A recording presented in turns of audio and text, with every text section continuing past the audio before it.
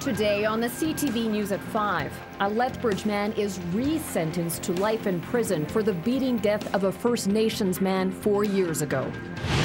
Plus, downtown Lethbridge business owners fight Black Friday with Plaid Friday. And the Salvation Army kicks off its Christmas Kettle campaign.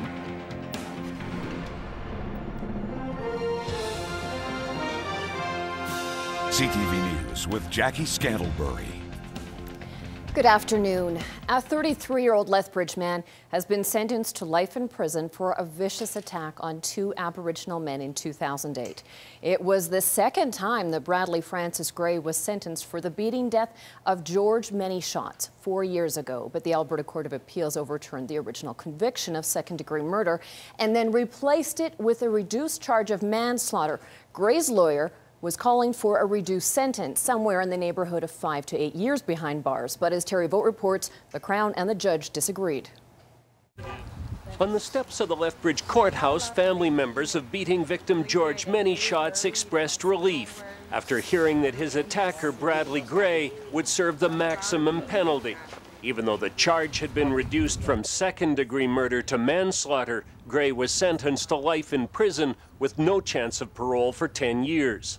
It does help my healing process, and for me it's a relief, and I know Creator has answered our prayers. Gray was originally sentenced to life for a vicious attack on Many Shots and his brother-in-law, Percy Pantherbone, in 2008.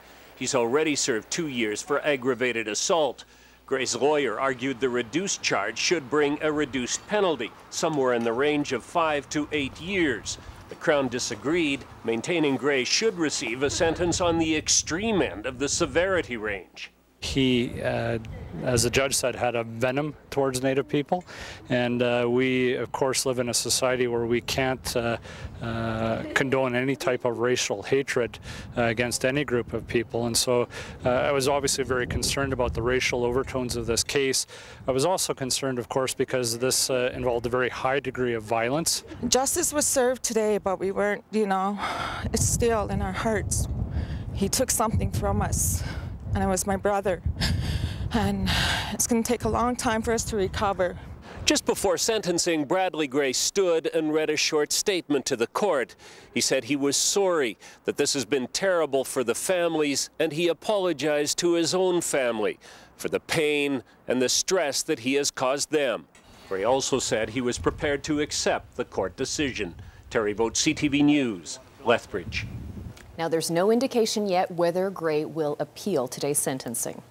A Medicine Hat man has been denied bail, and he's charged in the murder of missing 23-year-old nursing student Amy Lewis. Today, 34-year-old Jarrison Stepansky was denied bail in a Medicine Hat courtroom. Stepansky is charged with second-degree murder in the death of Amy Lewis. Lewis's body has yet to be found.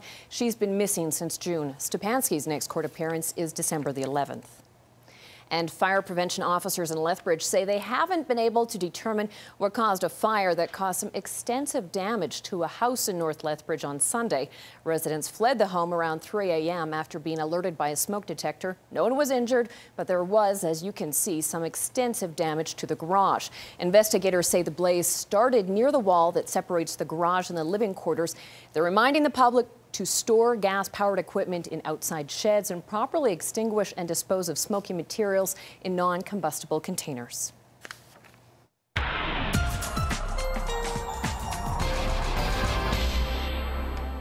Weather is a big factor this weekend, Dory. Of course, we've got the Coaldale Country Christmas Night of Lights Parade tonight, and then also the Santa Claus Parade in Fort Macleod tomorrow. What's it going to be like? Well, it's going to be a lot milder than some other Santa Claus parades have been. I know that a lot of, people out there with their kids, and you're bundled up, just like you were going on an excursion to the North Pole some years, but not the case. It's going to be fairly mild, a little windy at times in the morning, but by the afternoon, things will settle down quite a bit, and we are looking at very nice conditions. But I'll have details coming up in a couple of minutes. Sounds good, Dory. Thanks. Well, another Lethbridge couple have some much bigger bank accounts thanks to a lottery ticket. Richard and Priscilla Peltier took home a cool $100,000 with the October 26th extra lotto draw. The couple plans to pay some bills, move, and then share the rest of their money with family. Richard bought the winning ticket at the 7-Eleven on Mary McGrath Drive South. And of course, just yesterday, Joanne and Dwayne Thompson from Lethbridge were the big winners of $45.6 million in the Lotto 649 draw. And that is the third biggest jackpot in Canadian history. Canadian retailers are cashing in on an American shopping tradition. It's Black Friday in the U.S., but many stores have brought those deals north of the border. Future Shop was just one of dozens of stores that opened their doors early, offering discounts on big-ticket items. Last year, about 660,000 Canadians crossed the border on Black Friday weekend. That number is expected to jump with the current state of the U.S. dollar.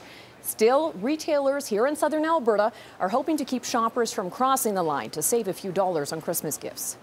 It's been a little bit of everything, you know, from gaming consoles to tablets. We've had some customers interested in TVs and sound systems. So we want to keep our customers happy, obviously, and give them the best deals we can.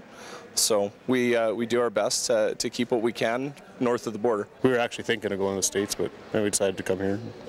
See what it was like here. I think it's good to keep shopping in Canada, and so everyone doesn't go down to the States for Black Friday, and helps the local economy, I guess, so can't be a bad thing. Retailers in Canada say they expect the popularity of Black Friday here in Canada to increase. Meanwhile, the city's downtown has decided to launch their own more colorful promotion, foregoing Black Friday for Plaid Days. The weekend-long event officially kicked off this morning with several downtown businesses offering their own special pricing on in-store items. Plaid Days will run today and tomorrow, coinciding with the Bright Lights Festival and Midnight Madness. Officials from the downtown BRZ are hoping to attract shoppers from the big box stores to the downtown. Well, Plaid Friday is something in the States that was started as a response to Black Friday for independently owned businesses. And it's just more of a festive thing than Black Friday. We came up with plaid because, you know, it's all the colors working together to create one beautiful pattern, and that's what we think the downtown is. And so we turned it into a whole weekend and called it Plaid Days. The downtown BRZ says they're hoping this unique promotion keeps shoppers not only in Canada, but in downtown Lethbridge. And the Salvation Army is hoping to raise $110,000 for those in need this holiday season. And they're off to a pretty good start, too. Thanks to the Lethbridge Freemasons, who handed over a $2,000 check this morning. Kettles have been set up in a number of locations around the city. The Kettle Drive continues until Christmas Eve. Last year, money from the drive helped put presents under the tree for dozens of families, but that need hasn't ended. The need, unfortunately, I'd love to say that we're going to work ourselves out of a job. I don't think that that's ever going to happen. The reality is that there are people who are going to need our services, and consequently, we need people to help support us, whether it's through giving of their time by standing on a Christmas kettle location, giving time at the Salvation Army thrift store, or putting practical things in our pockets, whether you know, a loonie or a toonie or a $20 bill in one of our kettles that they walk by. They are still in need of a few volunteers. You can call the Salvation Army for details. Elected municipal politicians are going to be serving longer terms as of the next election. Come October, residents will be voting a mayor and councillors into 4-year terms instead of 3. It's one of the changes included in Bill 7, which was passed earlier this week in Edmonton. The bill includes changes to Alberta's Election Act, the Election Finances and Contributions Disclosure Act, and the Local Authorities Election Act, which governs municipal elections. Civic elections in Alberta are set for October the 21st, 2013.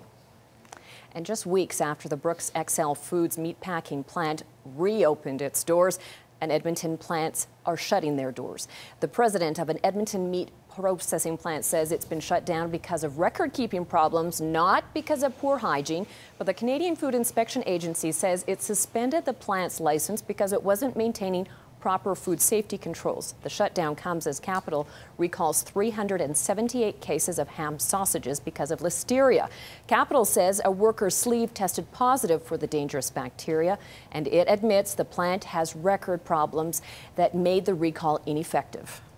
The paperwork that was supposed to be provided to the CFA, we did not do that in a timely manner. So it went beyond the time frame that's set out. And so our record keeping was not up to snuff.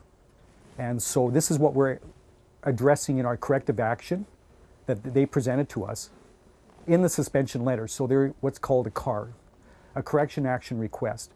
So what we do today is we go through this letter and do our best to resolve the matter. The sausages were sold at Loblaws and Sobeys stores in Western Canada under the Compliments and Capital brands. Listeria is a foodborne illness that can cause high fever, severe headache, stiff neck, and nausea.